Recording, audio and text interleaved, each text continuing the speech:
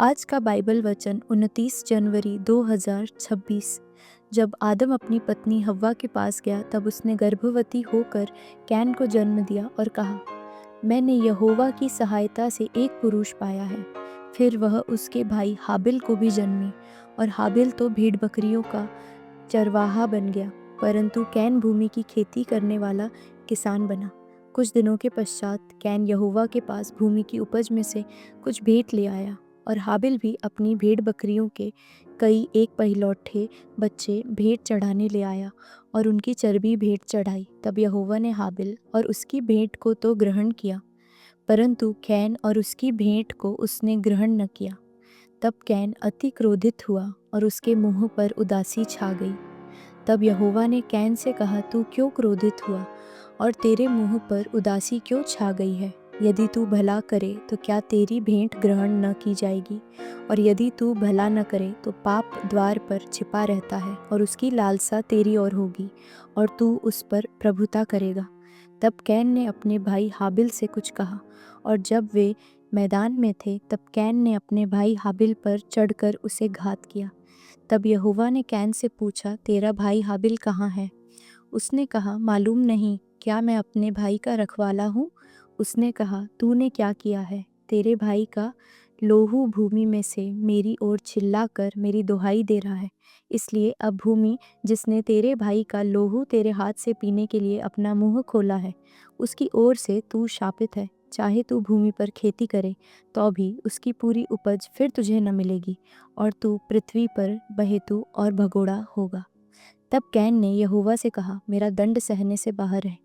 देख, तूने आज के दिन मुझे भूमि पर से निकाला है और मैं तेरी दृष्टि की आड़ में रहूँगा और पृथ्वी पर बहेतू और भगोड़ा रहूँगा, और जो कोई मुझे पाएगा मुझे घात करेगा। इस कारण यहोवा ने उससे कहा, जो कोई कैन को घात करेगा उससे 7 गुणा पलटा लिया जाएगा। और यहोवा ने कैन के लिए एक चिन्ह ठहराया, ऐसा न हो कि कोई उसे पाकर मार डाले। तब कैन यहोवा के सम्मुख से निकल गया और नोद नाम देश में, जो अदन के पूर्व की ओर है, रहने लगा। जब कैन अपनी पत्नी के पास गया, जब वह गर्भवती हुई और हनोक को जन्मी, फिर कैन ने एक नगर बसाया और उस नगर का नाम अपने पुत्र के नाम पर हनोक रखा। और हनोक से ईराद उत्पन्न हुआ और ईराद ने महुयाइल को जन्म दिया और महुयाइल ने मतूशाइल को, और मतूशाइल ने लेमेक को जन्म दिया। और लेमेक ने 2 स्त्रियां ब्याह ली, जिनमें से एक का नाम आदा और दूसरी को सिल्ला है। और आदा ने याबाल को जन्म दिया।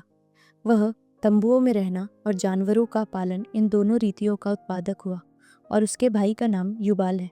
वह वीणा और बांसुरी आदि बाजों के बजाने की सारी रीति का उत्पादक हुआ। और सिल्ला ने भी टूबल कैन नाम एक पुत्र को जन्म दिया। वह पीतल और लोहे के सब धार वाले हथियारों का गढ़ने वाला हुआ और तूबल कैन की बहन नामा थी। और लेमेक ने अपनी पत्नियों से कहा, हे आदा और हे सिल्ला, मेरी सुनो। हे लेमेक की पत्नियों, मेरी बात पर कान लगाओ। मैंने एक पुरुष को जो मेरे चोट लगाता था, अर्थात एक जवान को जो मुझे घायल करता था, घात किया है।